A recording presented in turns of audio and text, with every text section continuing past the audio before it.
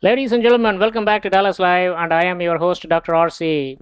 Our featured guest is Colonel Richard Graham, who is a retired U.S. Air Force pilot, famous for piloting the SR-71, the Blackbird. The number to call is 469-307-1642. Richard, welcome back to our second segment. Thank you. Glad to be back. All right, now few more questions. Now, I saw that the Blackbird has an engine J58, correct? Say that one more time. Is that a J58 engine for the Blackbird? Yes, Pratt and Whitney J58. What kind of thrust and how fast can it? I mean, what kind of thrust it had? The static sea level standard day thrust for each engine is 34,000 pounds of thrust. So with two engines, you have 68,000 pounds total. I see. So at what? How long does it take for the aircraft to reach approximately 80,000 feet?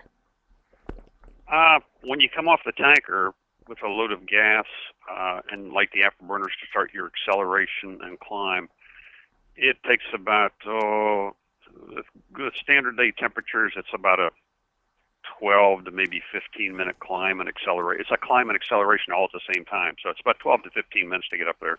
Wow, that's incredible, absolutely incredible. Now, it was retired, I think, in late 70s or early or mid 80s. No, they all retired in 1990. 1990, okay. They retired for 5 years, and then Congress threw money back in 1995 right. to bring 3 of them back, and they did in 95. Then they were fully retired completely in 1997. I see. You were telling me that early on the SR-71 project was under Black project, where it doesn't have to compete with all the other projects that were competing for money at the U.S. Air Force. Tell us more about it. The competition? Yeah. Well, there's two in the Pentagon. There's two bags of money, and you've got what we call the white world money, and that's where all the programs are exposed. Everyone, it's open source literature. Everyone can see the costs. They can see the progression or lack of progression on a particular project. Black world programs are money that are kept aside that no one knows about. There are very few people in Congress that get, only a few intelligence committees get access to the black world programs. And these are programs that monies are put into that they don't have to worry about people taking money out of or putting money into another project. So it gives a stability to a new concept, a new idea, a new plane, a new something that no one can touch with money. So they call it the black world money. I see. Okay. So, but eventually it was made to compete with other projects in the military, and of course you have to fight for it. So that's the story I read. Now, by the way, I want to show the audience the book that you wrote. I'm on our video audience. It says, here it is, Flying the SR-71 Blackbird, the secret missions. And here is what you could do, ladies and gentlemen. If you write to Colonel Graham, you can get an autographed copies to Habu, HABU5 at verizon.net. Is that correct?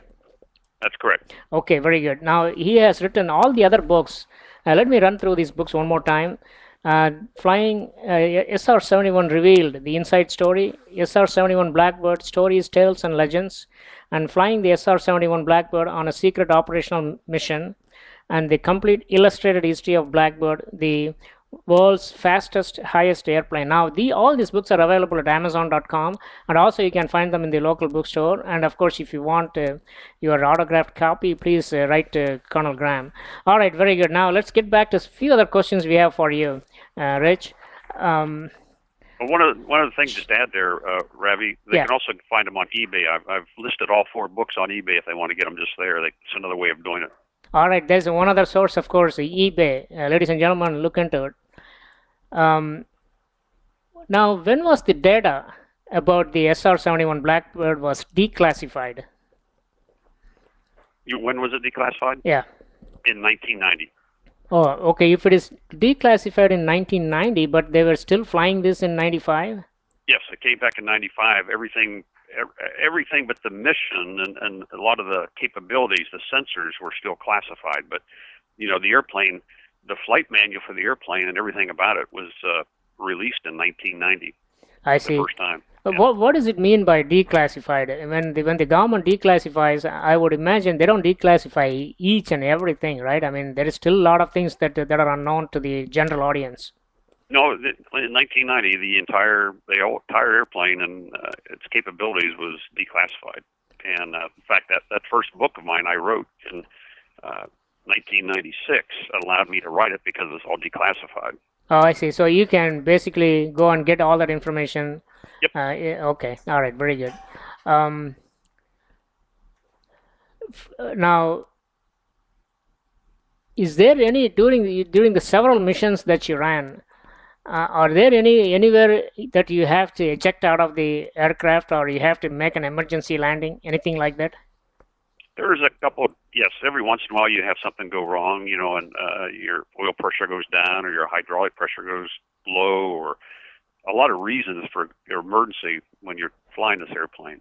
Very sophisticated airplane, and we had designated alternates to land at on every mission where we were going. We've landed in Bodo, Norway. We've had airplanes have to land away in South Korea in Osan Air Base. We've landed in the Philippines.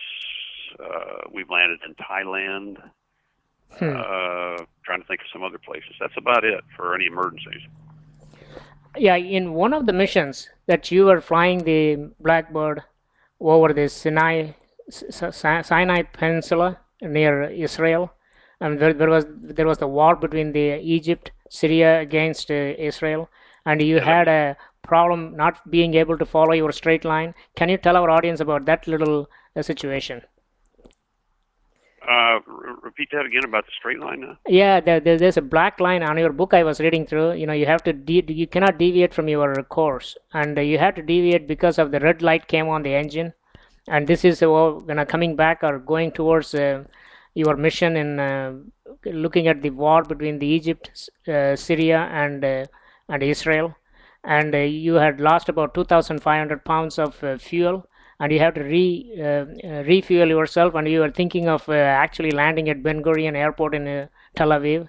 Remember? I'm not sure who that was. Another story that happened. That wasn't me, Ravi. I didn't get into the airplane. The Yom Kippur War was in 1973. I got into the program in 1974, and we flew 12 missions from the east coast of the United States all the way through the Mediterranean, down over Egypt and Israel. And our photographic evidence actually brought the end of the Yom Kippur War. And because of both sides, both the Israelis and the Egyptians were lying about where they said they'd moved back from the peace treaty line. They hadn't moved their troops back 1 inch.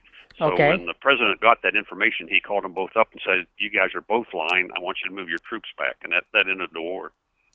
I see. Okay, all right, I got it. So that was before you get onto the program. Is that correct? Yes, that was in 1973. Was the Yom Kippur sorties. I got in there in 1974. Now you are in your book, the third book. You are talking about automatic navigational system, the black line. It's on page 21. What is that exactly? Well, the black line is anyone that flies an airplane, you have a flight path. Okay. Sometimes down below 60,000 feet, all the airliners, we fly flight paths. We either go direct or we fly an airway or something. Once you get above 60,000 feet, there's no more airspace up there. You're not talking to anybody. You own the entire globe above 60,000 feet. So our black line, our line in the map, is very, very inviolate. You could not violate getting off the black line. This airplane had to be flown on that black line the entire time. You couldn't say, okay, I'm going to cut a corner here and turn it. If I'm low on fuel, I'll cut the corner and I'll save some gas. You just weren't allowed to do that. We had to stay on that black line the entire time. And it became more important once the sensors were working, when the cameras were taking pictures and all the sensors were working, you had to be on the black line, because if you weren't, then the cameras would miss all their targets. So very, very important to be on the black line, your flight path. I see. Okay, so that's why you were talking about the black line. That means you cannot deviate from the black line, otherwise No, you won't be able to get the targets.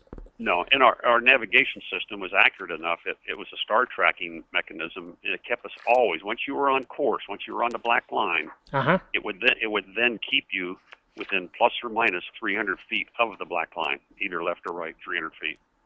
Well, at that speed, that is pretty tight line. Very accurate, very accurate. Uh-huh. The only time it would exceed those 300 feet left or 300 feet right were generally in some turns, because the bank angle could just, you move 1 or 2 degrees bank angle, you're going to be off a little bit. So it had a little more latitude, a little more leeway in the turns. But once you rolled out on course on the straight lines, you were always within 300 feet. So when you take off from the runway, when do you engage the autopilot? Well, when you take off, you hand fly it. I'll just tell you what typically most people do. You just hand fly it all the way to the tanker, all subsonic. Every time we flew subsonic, it's at 0.9 Mach.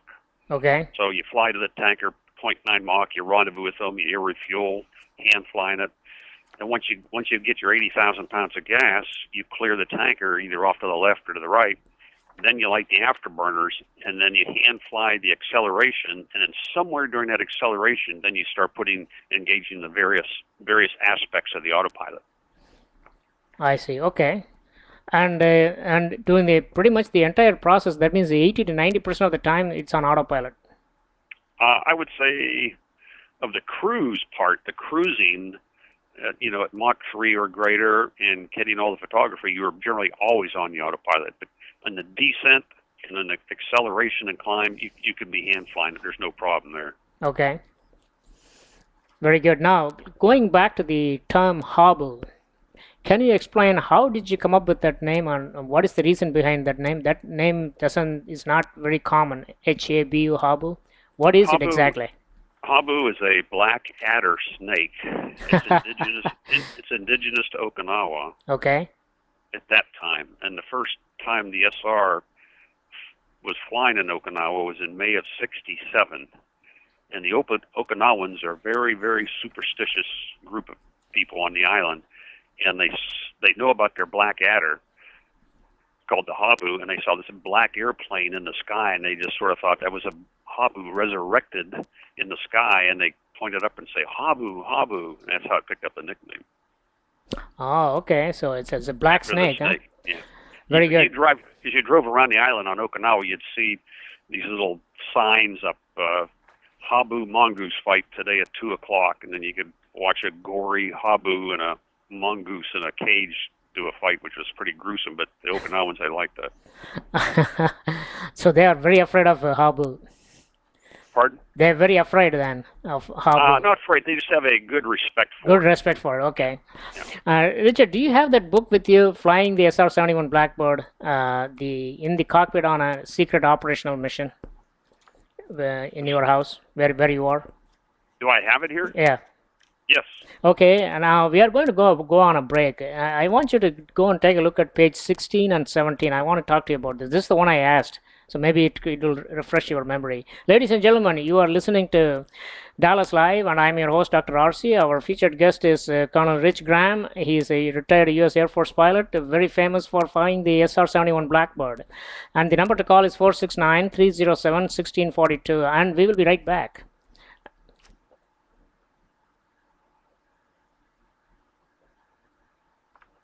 Richard, stay online.